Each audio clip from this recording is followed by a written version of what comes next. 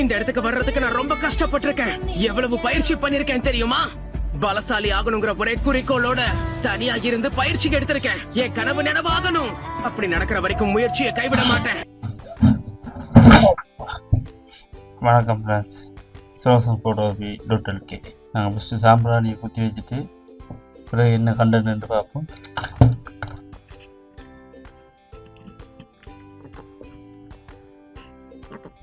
Today நம்ம topic என்னென்னு சொன்னால் கான்வர்சேஷன். ஸோ கான்வர்சேஷனில் என்னென்னு ஃபஸ்ட்டு பார்ப்போம். ஓகே, கூகுள் சொல்லுது, புகைப்பட கலையில் ஒரு படத்தை கவர்ச்சியானதாக மாற்றும் கலைக்கு காட்சி அமைப்பு கான்வர்சேஷன் அல்லது புகைப்பட கலவை என்று தமிழில் ஆக்கப்படும்.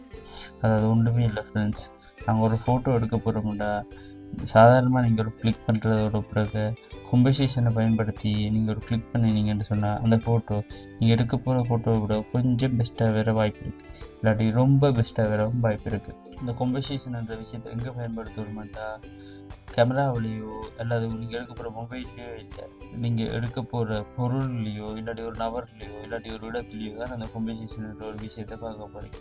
ஃபோட்டோகிராஃபியை பொறுத்த வரைக்கும் கான்வர்சேஷன்ன்றது ரொம்ப முக்கியமான ஒன்று. அதில் நிறைய ரூல்ஸ் இருக்குது. நாங்கள் முதலாவது பார்க்க போகிற ரூல்ஸ் என்னென்னா ரூல் ஆஃப் த்ரெட்ஸ். ஸோ அந்த ரூல் ஆஃப் த்ரெட்ஸ்ன்றது என்னென்னு பார்க்க முதல் 2 பெண்ணை எடுத்துக்கலாம் ஃப்ரெண்ட்ஸ். இந்த ரூல் ஆஃப் த்ரெட்ஸ் என்ற விஷயம் எப்படி செயல்படும் என்று சொன்னால், நீங்கள் ஃபோட்டோ எடுக்கும்போது இப்படி மேலே இருந்து 2 கோடும் சைட்லேருந்து 2 கோடும் வந்து உங்களோட பிரேம் 9 துண்டுகளாக பிரிக்கப்படும். இந்த 2 கோடுகளை முற்றுற இந்த 4 மையப்புள்ளி இருக்குது அல்லவா? ஸோ இங்கேருந்து வேற போடும், இங்கேருந்து வேற போடும், முற்ற இந்த மையப்புள்ளி இப்படி 4 இடத்துல புள்ளி வரும். ஸோ இந்த 4 இட புள்ளியிலையும் வச்சு நீங்கள் ஒரு சப்ஜெக்டை ஃபோட்டோ எடுக்க போகும்போது அது மிகவும் அழகான தோற்றத்தை அளிக்கும். அதான் நான் உங்களுக்கு ஒரு சாம்பிள் இமேஜ்கள் காட்டலாம்.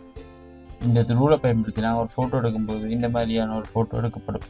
இந்த ஃபோட்டோவில் ஒரு ஆள் நிற்கிற, இந்த ஆளை கொண்டு போய் சென்டரில் வைக்காமல் இந்த 4 புள்ளி வர்ற இடத்துல ஒரு ஓரமாக இருக்கிற 2 புள்ளியில் கொண்டு வந்து வைக்கப்பட்டுள்ளது. அதாவது இந்த 2 புள்ளியில் வைக்கப்படும் போது ஒப்போசிட்டில் நிறைய பேஸ் கிடைக்கும். ரெண்டாவது கண் ஆட்டோமேட்டிக்காக இந்த ஆளை நோக்கி பார்க்கப்படும். அதேமாதிரி அடுத்த ஃபோட்டோவில் ஒரு நாய் ஒரு மலைக்குன்றுக்கு மேலே நிற்கிற மாதிரி ஒரு ஃபோட்டோ உண்டு. ஸோ இந்த ஃபோட்டோவிலையும் அந்த நாயோட தலையையும் முன்காலம் அந்த 2 புள்ளிகளுக்கு நேராக வைக்கப்பட்டுள்ளது. தேங்க்யூ ஃப்ரெண்ட்ஸ், சப்ஸ்கிரைப் பண்ணுங்கள், ஷேர் பண்ணுங்கள், ஃபாலோ பண்ணுங்கள். ஸோ இதேமாதிரி டெய்லி அப்டேட்ஸ் வருமுண்டா கமெண்ட் பண்ணுங்கள்.